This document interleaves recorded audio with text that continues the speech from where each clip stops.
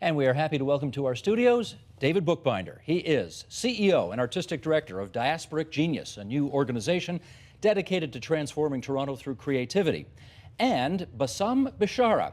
He is Musical Director of Arabesque Dance Company and Orchestra and a Middle Eastern music professor at York University. And I'm happy to welcome both of you here to TVO.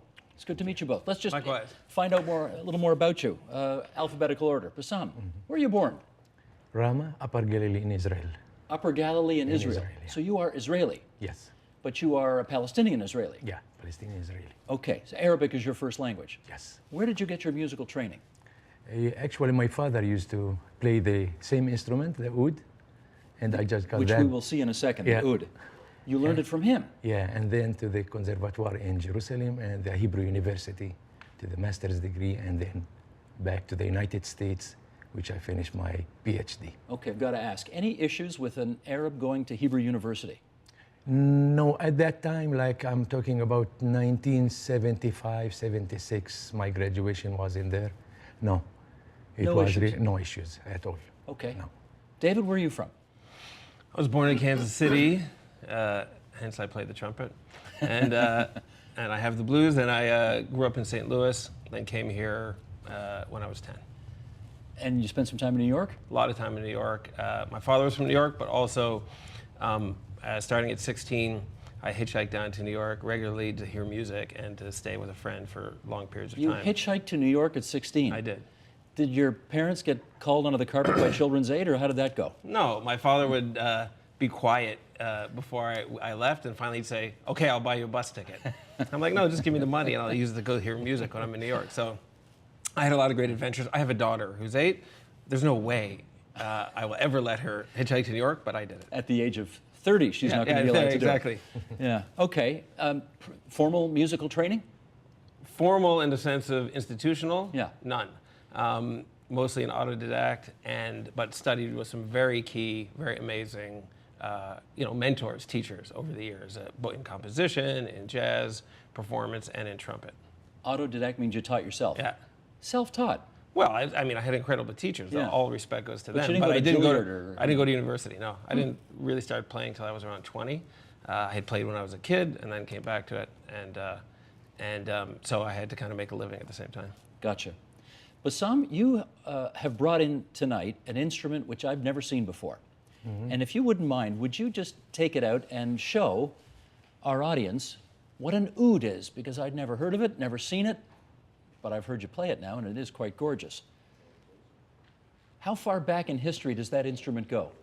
This one goes back to the 15 or 1400 BC. BC? The main source of this instrument, or the production of this instrument, used to be in Persian instrument. They call it the barbad, but it's a different instrument. The face of the instrument was made of leather. But after the Arabs, the Abbasid period, they changed the face from leather into wood. And for this reason, we call the instrument oud. Oud in Arabic means wood. It's made of wood. No metal involved in this instrument at all, even one screw. Huh. How many strings? Now, usually it used to be 5-string oud, 4-string.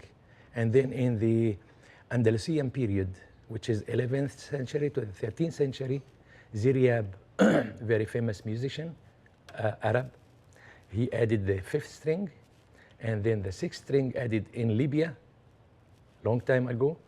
And then the 7th string goes back to the Al-Farabi period, which is the Abbasid period, manuscript that they found like 5 or 6 years ago. But this that looks they like have it has the 8-string oud. It looks like it has more than that, though, doesn't it? It's 8-string oud, but it's doubled. The double string? Yeah, double, the same tune each instrument, except the bass one, it's a single one. Gotcha. Yeah. Can you transport us right now to the Middle East by playing something on your oud? Yeah, sure.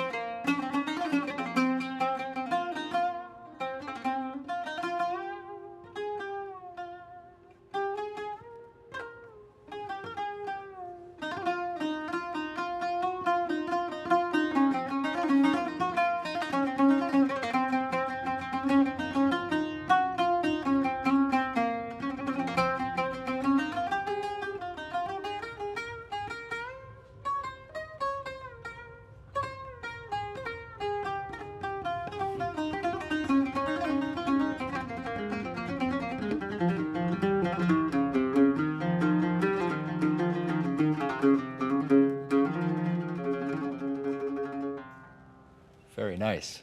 Thank you for that. Now, that's one side of the cultural Middle East. You play something on the other side of the cultural Middle East, which you brought in tonight, your flugelhorn. It's a flugelhorn. Which is basically a trumpet, but... It's a slightly differently shaped trumpet. It was actually invented by Adolf Sax, the guy who invented the saxophone, who invented a whole, he was kind of crazy. He was like, why make one instrument when you can make a family of 30? So this is one of a series of actually marching band instruments that in fact came not so much into Middle Eastern music, but first into jazz through Art Farmer and some other early jazz players who adopted it for its warm, round tone. And so it's almost like a trumpet, but with a different sound profile. Chuck Mangione is pretty good at it, eh? Chuck Mangione was pretty good. Yeah. Okay. Now you, some people may remember, you're the Flying Bulgar Klezmer Band guy. Yeah. So your music's not going to sound like that. It's going to sound a little bit different. Right, but I'm going to play just to, Bassam and I will play a little something together that is kind of like the connection between my roots musically and Jewish music with a little taste of jazz, but also to fit with what he's doing, a kind of Arabic thing. Because I'm the cross-cultural guy. So we'll do a bit of that, yes? Okay, cross-cultural guy, go for it.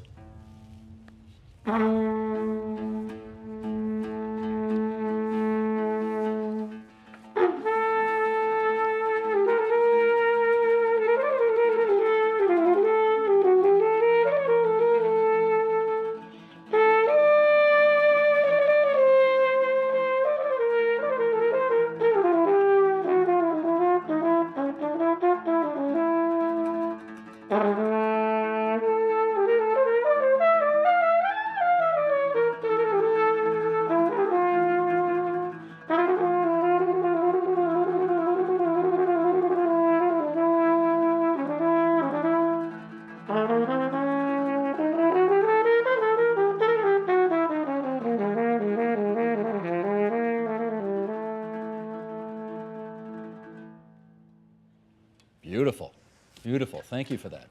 Pleasure. Well, we brought you two in here because besides wanting to hear your beautiful music, you are two of the participants in a 5-concert series that the Royal Conservatory is putting on called Music from Across the Middle East. And I confess, you know, we who follow a lot of geopolitical doom and gloom on this program found it fascinating that people on the Palestinian side of the equation and people on the, shall we say, Jewish/Israeli side of the equation are playing beautiful music together. So can you start by telling us why you'd want to do something like this? It's not the first actually concert that I did with Jews. Usually, like I used to play on the Israeli broadcasting for 12 or 13 years when I was in Israel, before I came to the United States and Canada. It was like the folk songs or folk music that has been demolished from the culture of the Palestinian.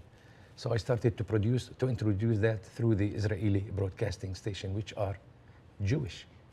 And at the same time, I have lots of concerts with students from the Hebrew University who are Jewish too. And how about you, David? So the question is how I could do this, or have I done this before? I mean, I've been doing it for many years. Why does a Jewish kid originally from Kansas City, Missouri, want to play music with Palestinians? Well, because I love the music. And You can play with anybody. Right, so this concert, let's talk about the concert in particular. So the concert that we did together, that I music directed, was called Andalusia to Toronto. And Bassam referred to Andalusia when he was talking about the oud as being a key time in not only Arabic cultural development, there was a golden age of culture that happened in Andalusia in the 8th to the 11th, 12th, 13th centuries. And there were key in that were Jews and Jewish culture. And it's a time when Jews and Arabs, with obvious frictions and challenges, created incredible, not just music, but poetry, astronomy, philosophy, medicine. It was a real golden age of both cultures. So first of all, there's a historic precedent. And if you look around the world, the points of contact are much greater than the points of separation, although the points of separation are clearly paramount in our minds. And I'm going to pick up on that because, Bassam, I want to know how you handle it when you have to play a concert with somebody who's Jewish if, let's say earlier that day, the IDF went into Gaza and bulldozed a Palestinian family's home? Does that come up in conversation? Yeah, actually, let me just pick a specific point which is very important for me. It's the governments of the two nations are the most important thing in this role. They are, if they didn't succeed through negotiations, we can succeed through music. This is my aim, my goal. You really believe that? I really believe that because I did it like not just once, like maybe 50 times, gather with two peoples together through music. Music, it's a mutual respect. It's a universal language for everybody. You know, waiting for the governments and their negotiation, there is no solution. I'm 100% sure. The most important thing is to gather together through something, art, way of art, either drawing or singing or music or poetry or anything else. As long as it comes to the governments and the politics, there is no way that we can get into it. David, let me ask you the flip side of the question, which is how do you try to make beautiful music with Palestinian artists when you may have read in the paper earlier that day that a Palestinian suicide bomber has killed 20 people in a restaurant in Tel Aviv? Well, the first thing is that my starting place for everybody, including the people on both sides who are creating horror for each other, is compassion. I really, truly started, and I had to come to that. I had to arrive at that. But I have compassion for all of them because they're all trapped and locked in a pretty, incredible thing that is hard to get out of. And I agree with Bassam that one of the key roles that music can do is to create a space where people can come together and experience each other as human beings. That's a first step because people demonize each other. And whether a Palestinian has blown up some Israelis, which is horrible, or Israelis have shot some Palestinian kids, which is horrible, it doesn't change my desire. There's only one direction that we can go in, which has to be towards peace, and it has to be towards understanding. And I believe that music can create the space. There's a little thing in this for me, which is unusual for, as you say, a Jewish kid from Kansas City. I'm married to a Palestinian. And the context of this music playing is in Toronto. And in Toronto, I can be artist, immigrant, Jew who's married to an artist, immigrant Palestinian, and we are not determined by those facts in Toronto. In Toronto, it is a piece of who we are, and so we have the space here to actually find our way toward each other through creativity. Okay, but that's Toronto. But how about if you're playing overseas? What if you're playing in the Middle East? Do you get grief from other people who may say, what are you doing making beautiful music with Jews for? Yeah, I faced this problem in 1980. Which I used to perform in a specific theater in Ramallah and Jerusalem. And was the cause of those, it's a little bit to the side of political side of songs. But at the same time, while I was performing the Israeli broadcasting, I was under pressure from the Palestinian too. How could you do that? Go to the Israeli broadcasting and do something like that. And what would you tell them? This is what I told you just before. You should have mutual respect between the two peoples. There is no way that we can solve the problem without getting along with each other. We have to start with this point, especially music. And David, do you genuinely believe that music can do that which diplomats, soldiers, politicians for a century so far have been unable to do? No, not on its own. It is, I don't see it as a separate thing. Oh, we're just going to go in a room and play music together and everything will be beautiful. It is, but you can't get away from the fact that in order to move forward, we have to be able to experience each other as human beings. And what goes on the ground there and what goes on in the propaganda on both sides is the other side is not fully human. The other side has given up being human because of the horribleness of their acts. And so we're basically justified in doing anything that we want. And it's about creating space. Now, I said I was married to a Palestinian. Years ago, Rula Saeed, that's my wife's name, and I made some concerts called Imagine the Sound of Peace, which was bringing together Jews and Arabs and some Israelis and Palestinians. And our point was, you can check all that stuff at the door, check your hatred, check your fear, you can have it back. You can have all that back and hold on to it and do whatever you need to do with it, but just for the period of a concert, come into a room and recognize that we are connected. Recognize as human beings we are, but that the cultures are deeply connected. The cultures need each other in a way, and if you can experience that for a moment and your heart is touched, the next time that you are doing whatever you're doing, supporting you know, a reactionary kind of cause, you'll remember that. There'll be a little space. So it's not going to do it on its own, but it can open up space, and it's a piece of what needs to happen. And it's fun. And it's fun. Yeah. Music usually is. Bassam and David, we're very grateful that you came in tonight to share your views. We want to remind everybody that Music from Across the Middle East, the Royal Conservatory series at Kerner Hall, is 5 concerts in the series. The next one is Saturday, December 3rd. They've got 2 more in the new year. And David, you've got a concert series as well coming December 1st to 4th, Tumbling into Light at the N-Wave Theatre at Harborfront. That's right. Thanks so much to both of you, and lots of luck. Thank you.